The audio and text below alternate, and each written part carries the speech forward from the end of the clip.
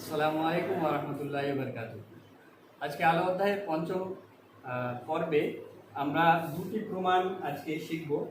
কাঁচের স্ল্যাবের মধ্য দিয়ে আলোর প্রতিসরণে কৌণিক ত্রুটি হয় না, শুধুমাত্র পার্শ্বীয় সরণ হয়। এবং আরেকটি প্রমাণ আছে প্রিজমের ক্ষেত্রে delta equals to I1 plus I2 minus A, অর্থাৎ চ্যুতিকোণ angle of prism angle of deviation প্রিজমের ক্ষেত্রে প্রমাণ করব। তো কাঁচের স্ল্যাব মানে হচ্ছে, ধরো একটি কাঁচের আয়তাকারের কাঁচ আছে, এটা ধরো ট্রান্সপারেন্ট। আলো এসে যদি এখানে পড়ে তির্যকভাবে, তো নিচের যে তলটা আছে কাঁচের স্ল্যাবের মধ্য দিয়ে যখন আলোর রশ্মি প্রতিষ্ঠিত হবে, তখন কোনো রকমভাবে আলোর প্রতিসরণ এর জন্য যে কৌণিক চ্যুতি হয়, যে চ্যুতিকোণ তৈরি হয়, সেই চ্যুতিকোণ হবে না। আচ্ছা, চ্যুতিকোণ একটু বুঝিয়ে দিই ভালো করে, চ্যুতিকোণ কাকে বলে। আমরা যদি এই প্রতিসারক তলে আলোক রশ্মি এসে তীর্যকভাবে আপতিত করাই, তাহলে এই তলটি যদি অন্য একটি মাধ্যম হয় যার ঘনত্ব তুলনামূলক বেশি, তাহলে এই আলোক রশ্মির অভিমুখ ছিল এই সরলরেখা বরাবর, কিন্তু এই প্রতিসারক তলে আপতন বিন্দু থেকে যখন আলোক রশ্মি প্রতিষ্ঠিত হবে, তখন কি হবে, ঘনত্ব বেশি হওয়ার কারণে, বাধা বেশি থাকার কারণে আলোক রশ্মি অবিলম্বের দিকে সরে আসবে, অর্থাৎ তার অভিমুখের পরিবর্তন হবে।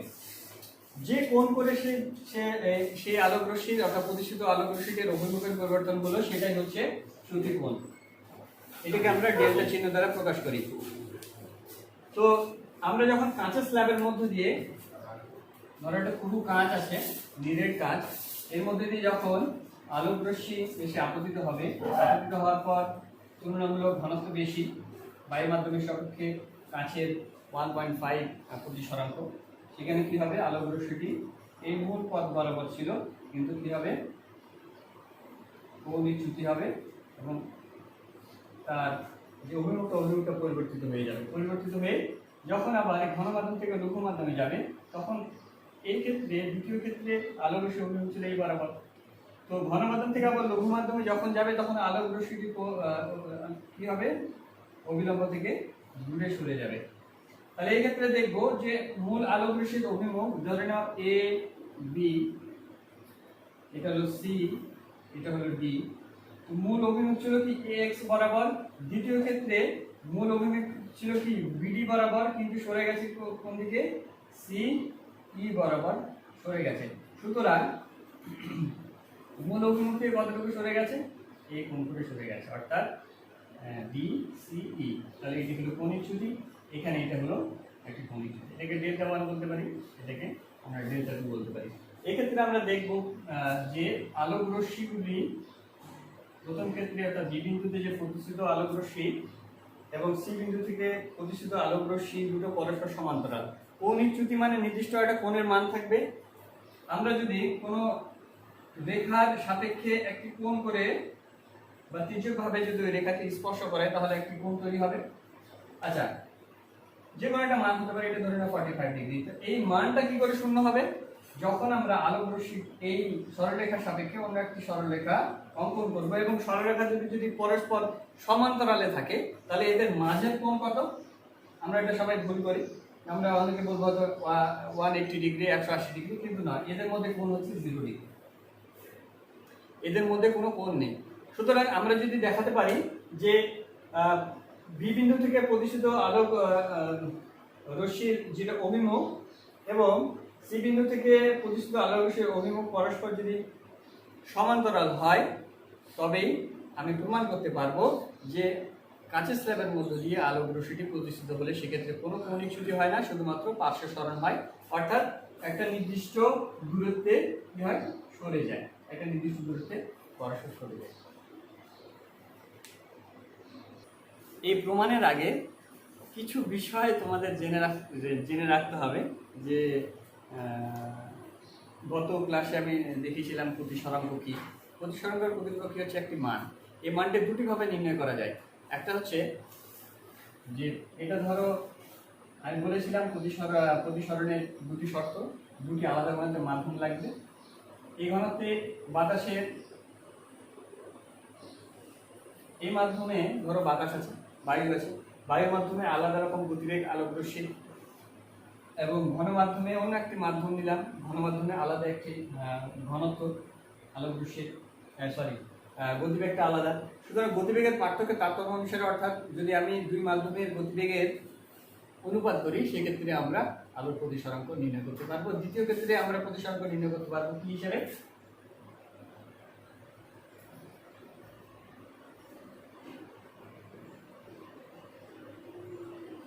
কি হিসাবে নির্ণয় করতে পারবো? মিউ ইকুয়ালস টু, অর্থাৎ প্রতিসরাঙ্ক সমান sin i by sin r। এটা মনে রাখতে হবে সব সময়, sin i by sin r। আচ্ছা, এটা লেখার একটা পদ্ধতি আছে। পদ্ধতিটা কি? প্রথম মাধ্যমটা কি ছিল? এয়ার ছিল, বাতাস ছিল। এটাকে সংক্ষেপে আমি লিখছি এ। আর ধরে নাও এখানে কি আছে? কাঁচ আছে ধরে নাও। তাহলে কাঁচের ক্ষেত্রে আমরা কাঁচকে ইংরেজিতে বলছি গ্লাস, একে সংক্ষেপে আমরা কি লিখছি? জি লিখছি। আচ্ছা, আলোর রশ্মিটা কোন মাধ্যম থেকে আসছে? প্রথম মাধ্যম থেকে আসছে। ওই জন্য এর পায়ের নিচে আমি কি লিখবো? এ লিখবো, মিউ এর পায়ের নিচে। আর বাম সাইডে এটা লিখতে হবে। আর ডান সাইডে মানে দ্বিতীয় মাধ্যমে এখানে কি লিখবো? জি লিখবো। এক্ষেত্রে কি দেখতে পাচ্ছি যে আপাতন কোণের সাইন এবং প্রতিসরণ কোণের সাইনের অনুপাত হিসেবে একটা প্রকাশ করলাম কি? প্রতিসরাঙ্ক। দ্বিতীয় প্রতিসরাঙ্ক আমি প্রকাশ করতে পারি মিউ জি, অর্থাৎ কার সাপেক্ষে পরিমাপ করছি আমি? বায়ু মাধ্যমের সাপেক্ষে, অর্থাৎ এ মাধ্যমে আলোর বেগ বাই জি মাধ্যমে কাজ মাধ্যমে আলোর বেগ। ডান দিকে অর্থাৎ দ্বিতীয় মাধ্যমে বেগের ক্ষেত্রে আমরা কি করব? দ্বিতীয় মাধ্যমে বেগটা উপরে লিখবো এবং প্রথম মাধ্যমে বেগটা নিচে লিখবো।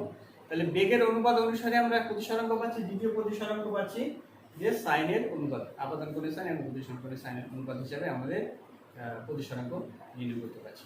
এবার আমরা সরাসরি প্রমাণে চলে যাব। প্রমাণে যাওয়ার আগে একটা জিনিস খেয়াল করে নাও যে আমি একটা সংখ্যা লিখলাম, সংখ্যাটা ধরে নাও 3/2।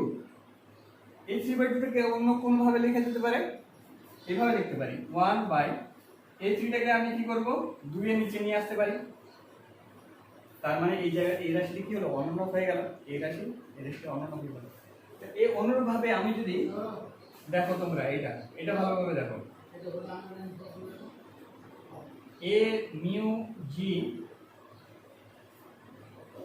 এটাকে আমি লিখতে পারি 1 বাই এ মাধ্যমে আলোর বেগ বাই জি মাধ্যমে আলোর বেগ। দেখো ফার্স্ট এটাকে আমি কি করলাম? এ এর নিচে নিয়ে এলাম। তাহলে দেখো এটাও এই যে এখানে নিচের দিকে 1 বাই এর নিচের দিকে যে গতিবেগ দুটোর যে মাধ্যমে গতিবেগ দুটোর আলোর অনুপাত তৈরি হয়েছে। তাহলে সেই ক্ষেত্রে আমি কি করতে পারি? এটাও একটা প্রতিসরাঙ্ক। এক্ষেত্রে প্রতিসরাঙ্কটাকে কিভাবে লিখতে পারি? আমি বলেছি যে উপরে যেটা থাকবে সেটা হচ্ছে দ্বিতীয় মাধ্যম। এক্ষেত্রে বাতাসটা হচ্ছে দ্বিতীয় মাধ্যম আর গ্লাসটা বা কাঁচটা হচ্ছে প্রথম মাধ্যম। তাহলে এভাবে লিখতে পারি এ মিউ জি, এটাকে লিখতে পারি 1 বাই, এটা ছিল উপরেরটা কি মাধ্যম হবে? দ্বিতীয় মাধ্যম। তো এখানে লিখলাম দ্বিতীয়, আর নিচেটা কোন কি মাধ্যম? প্রথম মাধ্যম। ভালোভাবে দেখে নাও, এ মিউ জি, এ মিউ জি এটাকে লিখতে পারি 1 বাই জি মিউ এ। আশা করি এটা বোঝা গেছে। অনুরূপভাবে কোণের ক্ষেত্রেও আমরা একই রকম ভাবে দেখাতে পারবো। দেখো এ মিউ জি অর্থাৎ বাতাস থেকে গেছে কাছে, কাজটা হচ্ছে দ্বিতীয় মাধ্যম। এটাকে আমি লিখছি sin i by sin r। এটা 1 বাই কি করলাম? sin r by sin i। sin i কোন মাধ্যমে? এটা আপাতন কোণ ছিল, বায়ু মাধ্যমে আপাতন কোণ ছিল এ মিউ জি। তাহলে এটাকে আমি কিভাবে লিখতে পারি? এ মিউ জি, এটা ছিল কাজ মাধ্যমে প্রতিসরণ কোণ। তাহলে এখানে কি হয়েছে? ওটা দ্বিতীয় মাধ্যম হয়ে গেছে, প্রথম মাধ্যম হয়ে গেছে। এভাবে লিখতে পারি অনুপাত করে জি। এটা ভালোভাবে খেয়াল রাখবে, এটা এখানে কাজে লাগবে। আর যখন তোমরা ক্লাসগুলো দেখবে, যখন খাতা কলম নিয়ে রেডি থাকবে, বোর্ড ওয়ার্ক যা করাবো সবগুলো খাতাতে করবে। তাহলে সহজে ভালোভাবে বুঝতে পারবে। দেখো বোর্ডে দেখো আমি ছবিটা এঁকেছি। এটা একটি কাঁচের স্ল্যাব। স্ল্যাবটার নাম ধরে নাও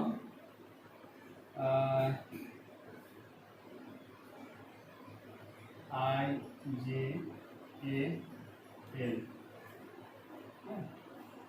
এটা কাঁচের স্ল্যাব।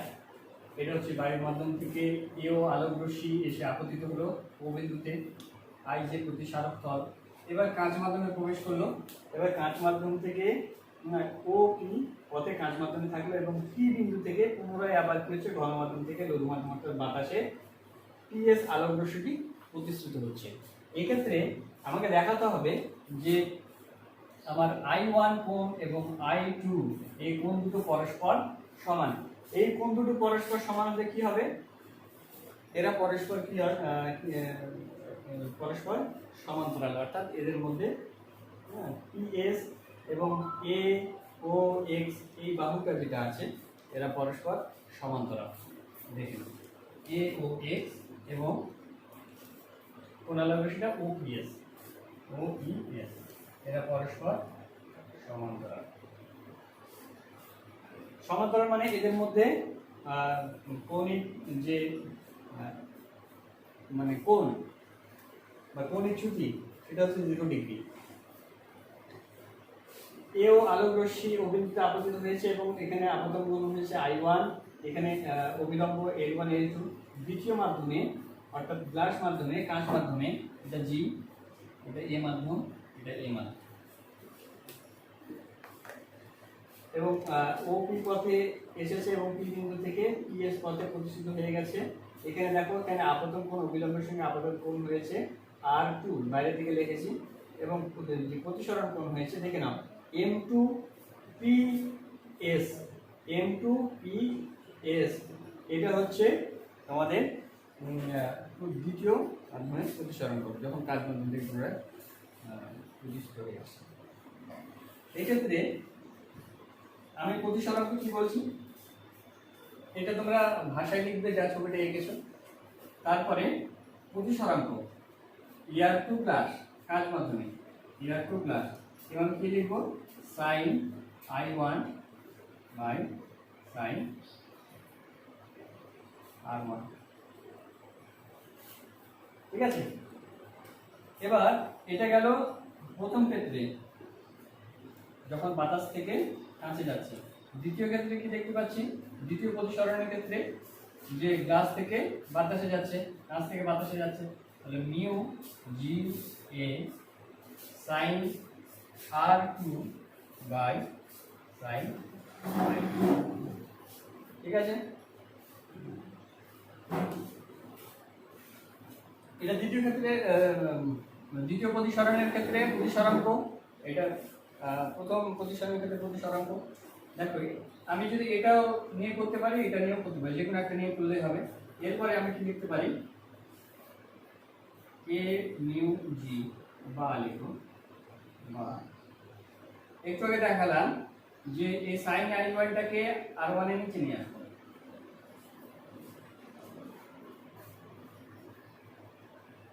আচ্ছা দাও আমি সাইন মিউ জি এটাকে কি লিখলাম অনন্য করে মিউ জি এ লিখলাম। ঠিক আছে, তো দেখো সাইন এ মিউ জি মানটা কি আছে sine I1 by sine R1 by G mu এ মান কি দেওয়া আছে sign R2 by sine I2। দেখো এটাকে উপরের দিকে যদি আমি তুলে দিই তাহলে কি পাবো sign I1 by sine R1 সমান সমান sign I2 by sine R।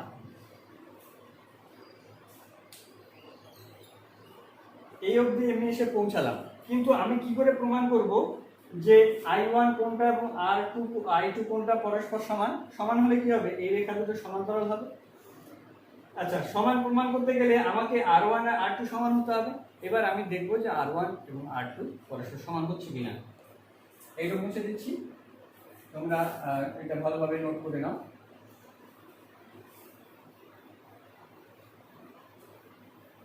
শেষ অবধি আমি রেজাল্ট পেয়েছি sin i1 by sin r1 sin i2 by sin r2। এবার আই যে একটি রেখা দেখো কাঁচা স্ল্যাবে, এটা কি হচ্ছে, কাঁচা স্ল্যাবটা পরস্পর একবারে আয়তাকার আয়তক্ষেত্রাকার, এবং এর কি একটি বাহু, এরা পরস্পর কি আছে, সমান্তরাল আছে। এবং ওপি যে রেখাটা আছে এটা যদি হয় ছেদক বা ভেদক, ওপি ছেদক যদি হয়, তাহলে আমরা কি করতে হবে, কি দেখতে পাবো যে L2 OP L2 OP সমান সমান বলতে পারবো M1 PO M1 PO, এরা পরস্পর সমান। কেন? এরা একান্তর কোণ।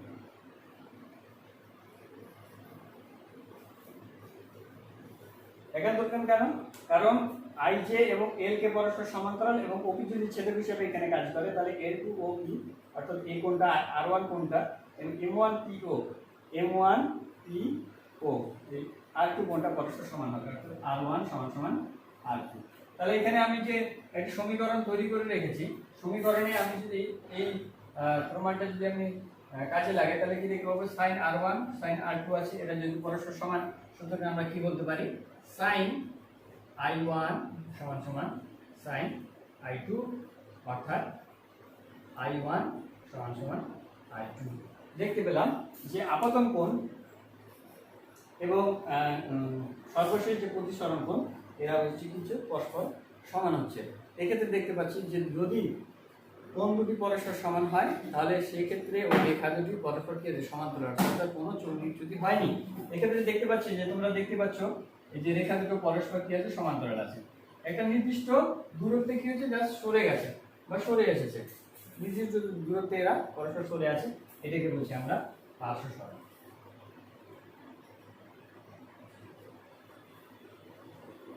এই প্রমাণটি খুবই গুরুত্বপূর্ণ, তোমরা বাড়িতে প্র্যাকটিস করবে।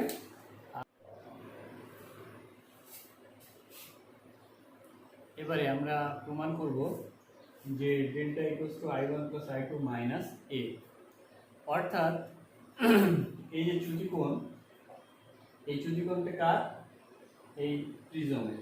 প্রিজম আমাদের কাছে হাতে নেই, একটু যদি আমি বোঝানোর চেষ্টা করি তাহলে হয়তো বুঝতে পারবে। দেখো আমার কাছে একটি প্রিজমের মতোই দেখতে একটি জিনিস আছে, দেখো এর একটি সামনে একটি তল, এখানে একটি তল, এখানে একটি তল, এখানে একটি তল। একটি প্রিজমটা এতটা লম্বা হয় না, এর থেকে একটু কম হয়।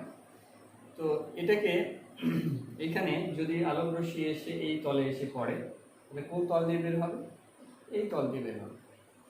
আমি যে ছবিটা এঁকেছি এটা কীরকম, আমাদের কাছে ছবিটা হচ্ছে এইরকম, অর্থাৎ এই যে ত্রিভুজ, এটা যদি নিরেট হয়, নিরেট কাঁচের স্বচ্ছ হয়, তাহলে এটাকে যদি আমি এভাবে সামনের দিকে বসাই, তাহলে এই তলে এসে আলোক রশ্মিটি পড়েছে, পড়ার পরে এই তল দিয়ে নির্গত হয়েছে। নির্গত হওয়ার ফলে যে চ্যুতি হয়েছে, আলোক রশ্মিটির অভিমুখে যে পরিবর্তন হয়েছে, এটা আমরা রাশিমালাটি আজ নির্ণয় করতে শিখব। তো প্রথমে দেখো এপিসি ত্রিভুজাকৃতি এই তলটি, সাইডে একটি তল আছে, ওই তলটাতে এবি তল, এই তলে এসে কি কি আলোক রশ্মি আপতিত হয়েছে, যে কিউ বিন্দু থেকে আলোক রশ্মি কি হয়েছে, প্রতিষ্ঠিত হয়ে গেছে। এর অভিমুখটা কোন দিকে ছিল, PX নাম দিলাম, PX বরাবর ছিল, কিন্তু কিউ বিন্দুতে প্রতিষ্ঠিত হওয়ার জন্য, প্রতিসরণ হওয়ার জন্য কিউ বিন্দুতে কিউ আর পথে তার অভিমুখ পরিবর্তন হয়েছে।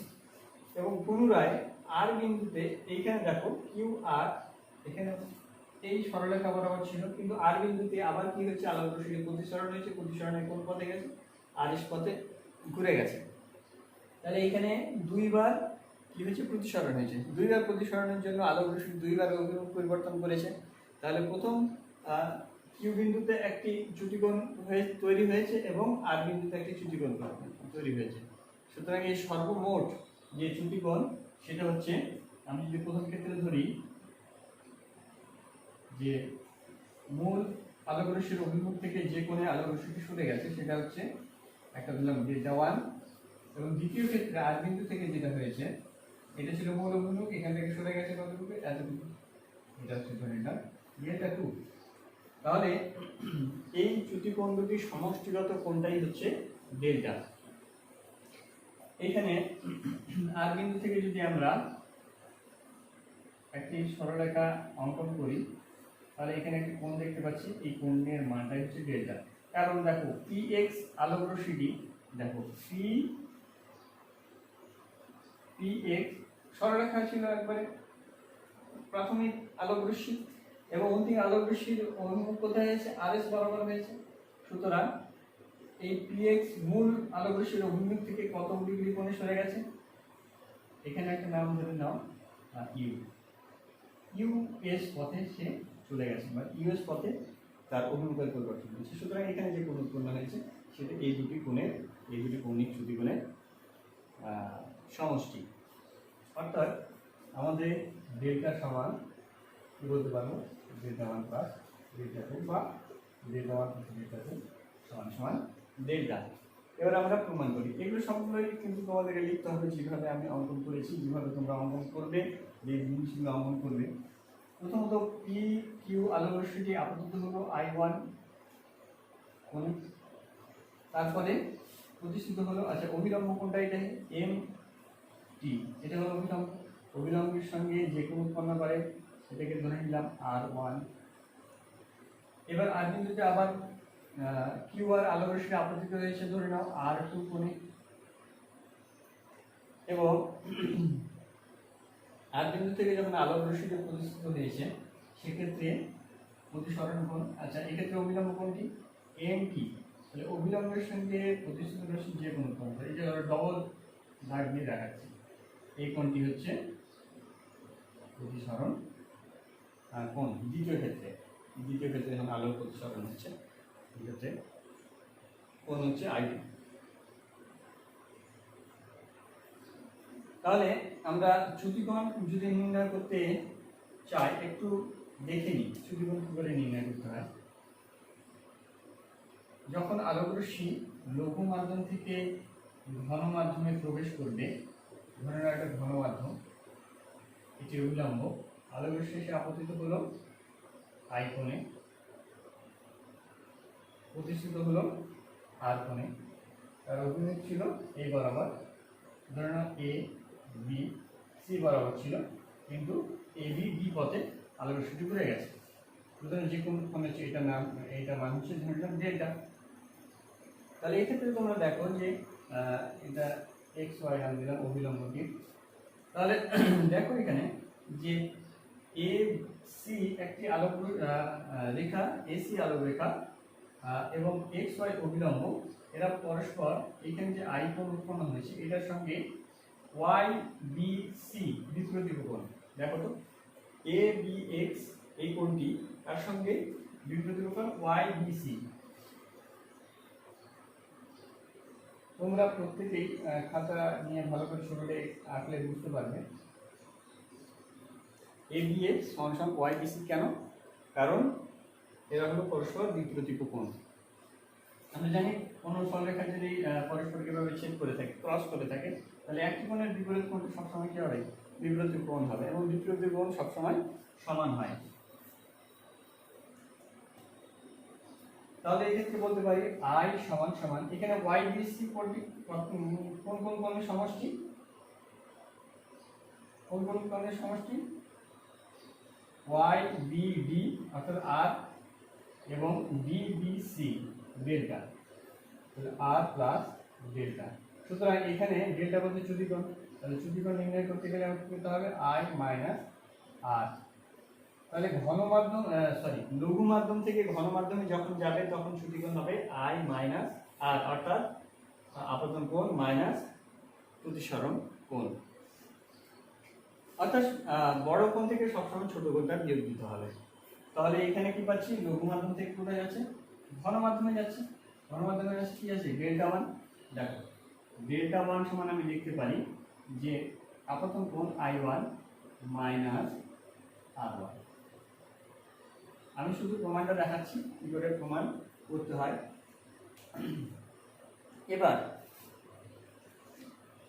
এবার দেখো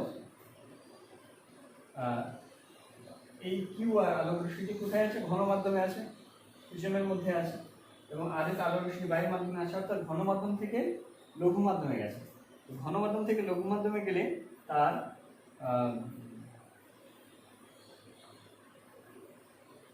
শ্রুতিকোণটি আলাদা হয়।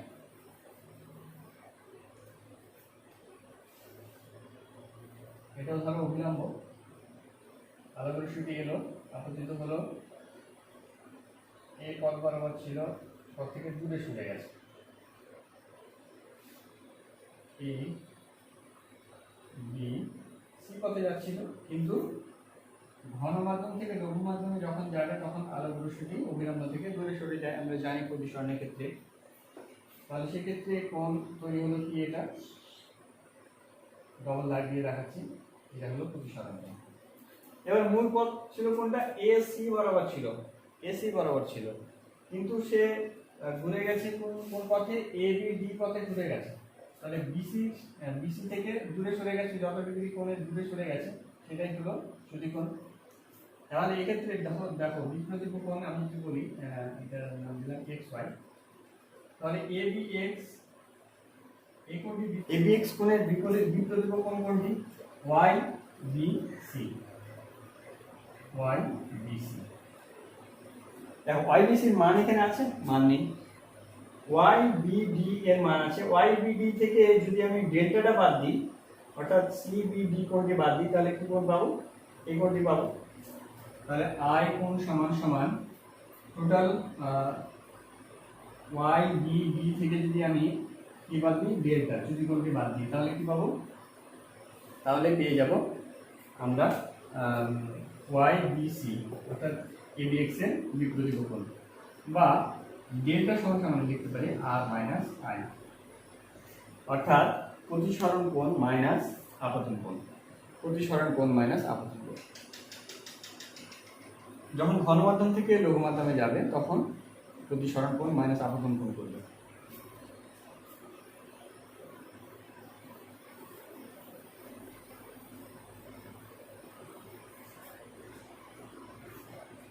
তাহলে আমরা ডেল্টা টু কি লিখতে পারি বলো? ঘন মাধ্যম থেকে লঘু মাধ্যমে গেছে, তাহলে এই ক্ষেত্রে লিখবো যে প্রতিসরণ কোণ, প্রতিসরণ কোণ কি আছে? আই টু আছে, আই টু মাইনাস আপতন কোণ কি আছে এখানে? R two.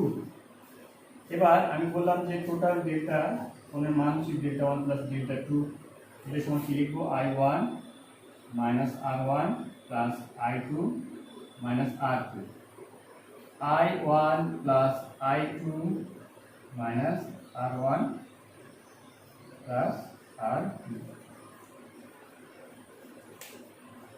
শ্রুতিকোণের রাশিমালাটির অর্ধেক পেয়ে গেছি, i one plus i two, কিন্তু কি পাইনি? আর ওয়ান প্লাস আর টু এর জায়গায় কি আছে?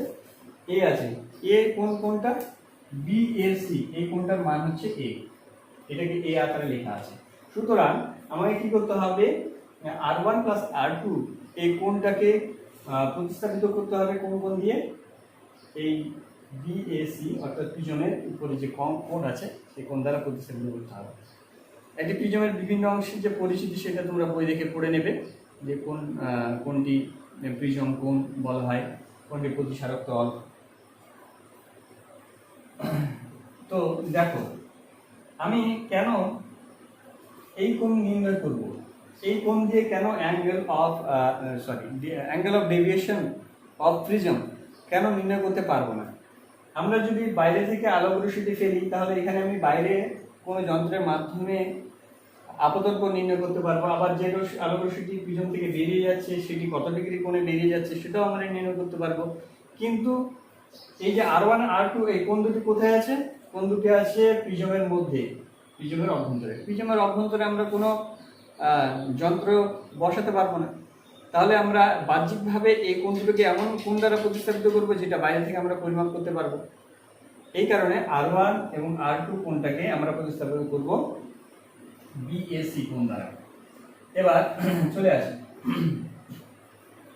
আমি দুটি ভাগে করাবো। দেখো এখানে একটি চতুর্ভুজ তৈরি হচ্ছে এ কিউ টি আর, চতুর্ভুজ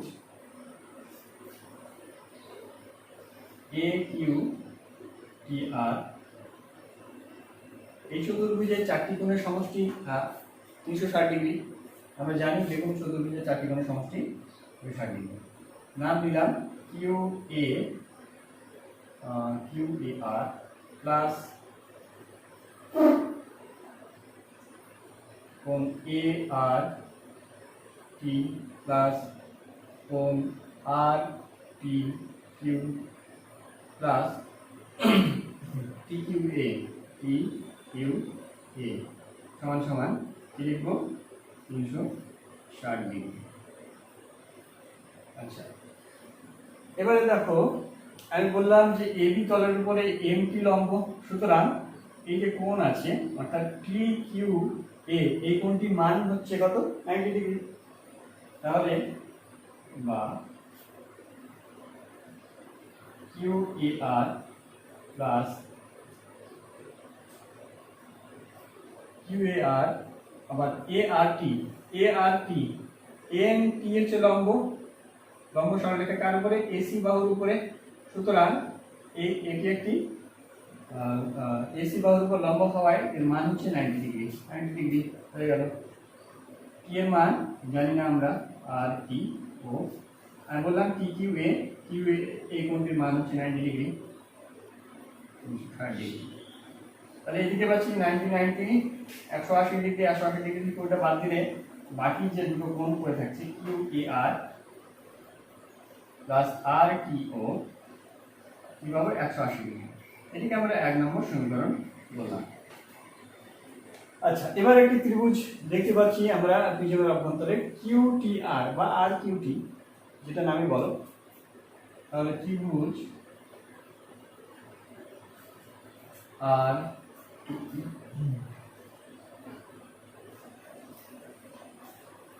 কিউ টি এর ক্ষেত্রে তিনটি কোণের সমষ্টি অর্থাৎ টি কিউ আর প্লাস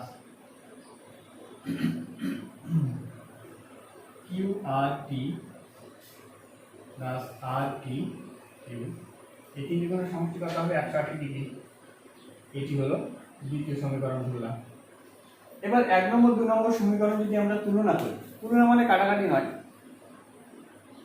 যদি আমরা তুলনা করি তাহলে বুঝতে পারবো যে এই দুটি কোণের সমষ্টি 180 ডিগ্রি, এই তিনটি কোণের সমষ্টি 180 ডিগ্রি, তাহলে উভয় কি হচ্ছে পরস্পর সমান।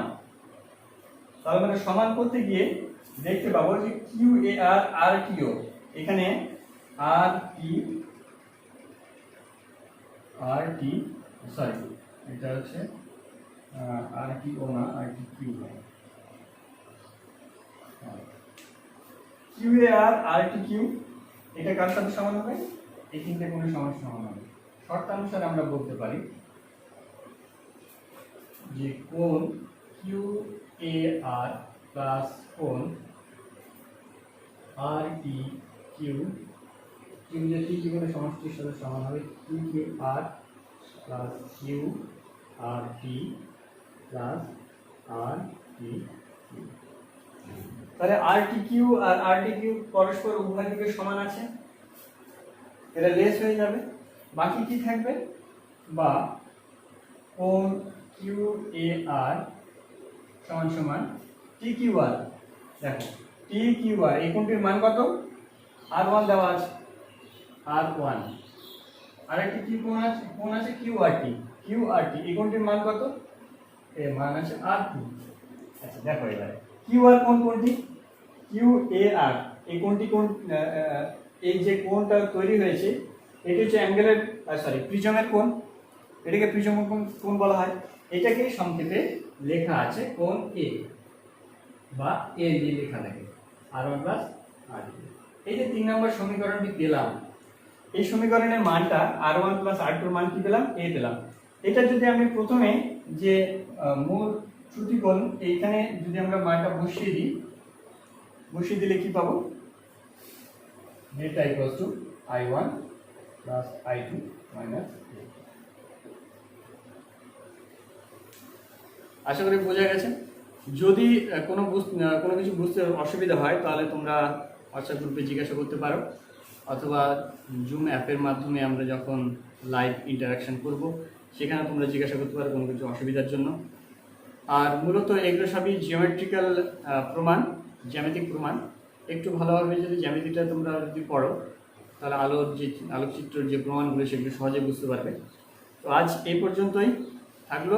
আগামী ক্লাসে আমরা লেন্স সংক্রান্ত বিষয় নিয়ে আলোচনা করব। আসসালামু আলাইকুম ওয়া রাহমাতুল্লাহি ওয়া বারাকাতুহু।